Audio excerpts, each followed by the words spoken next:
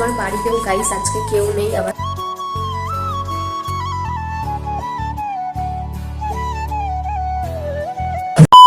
Hello everyone, কেমন আছো সবাই? আশা করছি খুব ভালো আছো, আর আমিও মোটামুটি ভালোই আছি। তো আজকে আমাদের একটা বিয়ে বাড়িতে ইনভিটেশন আছে। আজকে তো 6 ফেব্রুয়ারি, মানে কম বেশি হয়তো অনেকেরই বিয়ে বাড়িতে নেমন্তন্ন আছে, তো আমাদেরও আছে। যাব বিয়ে বাড়িতে। এখন তো সকাল প্রায় 10টা মতো বেজে গেছে, আর আমি দেখো এখনো গায়ের থেকে সোয়েটার খুলতে পারিনি, মানে এত ঠান্ডা। আর বাইরে দেখো রোদ উঠে গেছে, মোটামুটি ভালোই রোদ। আমাদের জানলাতে দেখো ভালোই রোদ এসেছে, আর রোদ উঠেও গিয়েছে যেহেতু, তো এখনো সোয়েটার খুলতে পারিনি, ঠান্ডা লাগছে। আর এমনি তো আমার ঠান্ডা লেগেছে, আমার গলার ভয়েস শুনেই তোমরা বুঝতে পারছো। তো বললাম যেটা বিয়ে বাড়িতে যাব, তো সকাল থেকে স্টার্ট করে দিয়েছি ব্লগটা। সারাদিনে কি কি করি, আর বিয়ে বাড়িতেও গিয়ে কি কি করি না করি সবই তোমাদের সাথে শেয়ার করব। চলো তাহলে দেখতে থাকো ভিডিওটা। আমার বাড়িতেও গাইস আজকে কেউ নেই। আমার শাশুড়ি মা গিয়েছে, কোথায় বেশ গিয়েছে, কি একটা নাম বললো আমার অত মনে নেই, তো সেখানে গিয়েছে। আর আমার শ্বশুর তো কাজেই থাকে, উনি তো থাকেই না, তো কেউ বাড়ি নেই, একা একা ভালোও লাগছে না। তাই কি করবো বুঝতে পারছি না। রান্না বান্নাও আমাদের কমপ্লিট হয়ে গিয়েছে, আজকে সকালবেলাতেই করে রেখে গেছে, তো খাওয়া দাওয়াও করে নিয়েছি। আজকে ভাবছিলাম খাবো না, তো সকালবেলা আমি বেসিক্যালি খাই না, তো আজকে কি মনে হলো, আজকে রান্না হয়েছিল বেতের শাক, তো আমার বেতের শাক খেতে এত ভালো লাগে, ভাবলাম না আজকে একটু খাই। আর এখানে রয়েছে লেবু, এখন এই লেবু ভাবছি খাবো। দুটো আছে, আগের দিন আনা হয়েছিল, খাওয়াই হয়নি। আমি তো খাইনি, সবাই খেয়েছে, আমি খাইনি, তাই চলো আমি এই লেবুটা খাই। তোমাদের কি ভালো লাগে আমার মতো লেবু খেতে? আমার কিন্তু খুব একটা ভালো লাগে না, মানে মোটামুটি কাজ চালানোর মতো।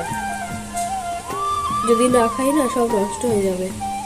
এর আগেও একবার লেবু নিয়েছিল আমার জন্য, বাট আমি খাইনি, সেটা নষ্ট হয়েছে পুরো, আর আমাকে কথা শুনতে হয়েছে, বকা খেতে হয়েছে।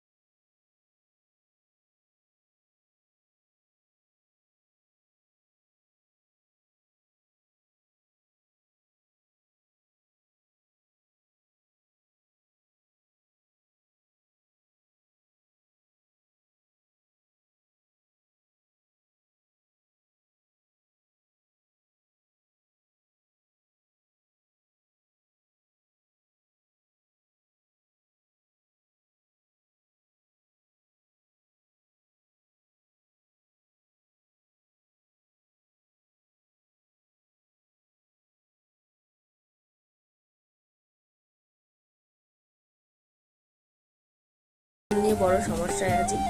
তোমাদের যদি কোনো সলিউশন জানা থাকে কমেন্ট বক্সে লেখো, আমি সেটাই করবো, দেখবো কি হয়।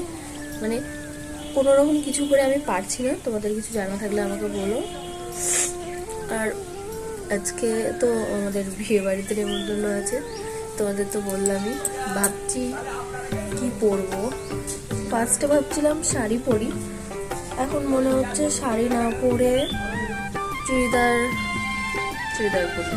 তারপরে পাশের বাড়ি থেকে একটা বোন যাবে, তো ও বললো লেহেঙ্গা পরবে, আর আমারও লেহেঙ্গা আছে, বাট সেরকম ব্রাইডাল বা ভালো সেরকম না, তাই ভাবছি যে না শাড়ি পরি। দেখা যাক কিরকম কি সাজি, তোমাদের সাথে তো শেয়ার করবোই। তাহলে পরে আবার তোমাদের সাথে দেখাচ্ছি সবকিছু। 2000 years later. তো বন্ধুরা, তোমাদের যেটা বললাম বিয়ে বাড়িতে যাব, এখন দেখো আমি রেডি হয়ে নিয়েছি।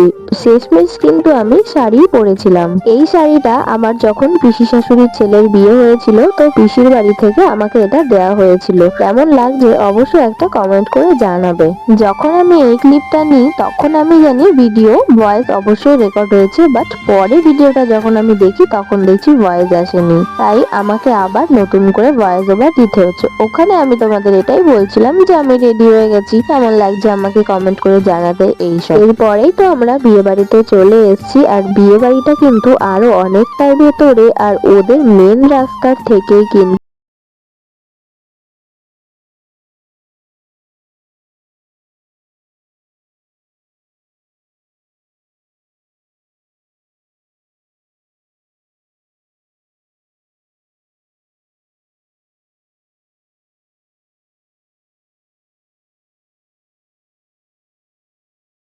তো শুরুতেই আমি বলেছিলাম যে আমি আবার একটু আমার মাসির বাড়িতে যাব। তো ওখান থেকে আসতে আসতে না একটু লেট হয়ে যায়, তাই আমাদের বিয়ে বাড়িতে আসতেও একটু লেট হয়ে যায়। যেখানে আমাদের আসার কথা 8টায়, সেখানে আমরা এসেছিলাম 9টায়। এসেই তো প্রথমে আমরা ফুচকা, তার সাথে চিকেন পকোড়া আর কফি খেয়েছিলাম। এখানকার খাবারের প্যান্ডেলটাও কিন্তু সুন্দর হয়েছে, তোমাদের তো শেয়ার করলামই। আমার তো ভীষণ পছন্দ হয়েছে। শীতের বেলা অনেকটাই রাত হয়ে যাবে আবার বাড়ি যেতে যেতে, তার জন্যই বসে পড়েছিলাম। তাও বসেছিলাম ওই 9:30 পৌনে 10টা নাগাদ। তার উপরে তোমরা তো জানোই আমার ঠান্ডা লেগেছে। যদি রাত করি তাহলে গাড়িতে যাব, হাওয়া লেগে না আরো ঠান্ডা লেগে যাবে, তার জন্য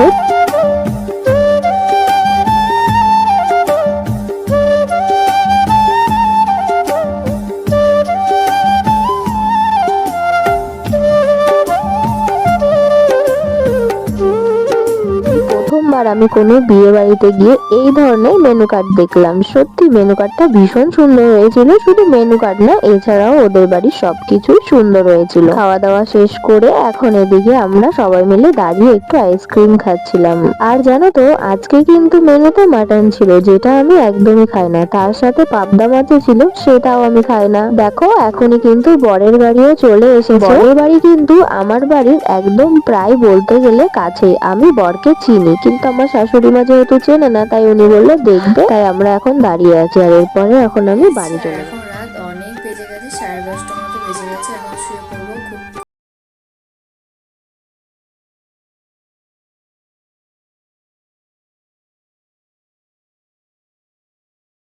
চ্যানেলটা 9K করে দাও, আর এই একটু সাবস্ক্রাইবার বাকি আছে 9K হওয়ার।